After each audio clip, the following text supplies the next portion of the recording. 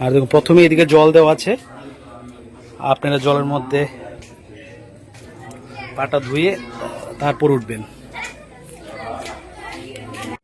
वाहेगुरु जी के फतेह, वाहेगुरु जी। कहाँ से हो बेटा?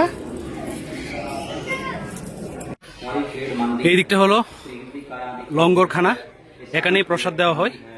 লঙ্গরের যে প্রসাদ দেওয়ার যে প্রক্রিয়া আরেকটু কিছুক্ষণ পরেই শুরু হবে, আপনাদের দেখাবো। এদিকে হাত ধোয়ার জায়গা, প্রসাদ নেওয়ার পর যে হাত ধোয়ার জায়গা দেখুন।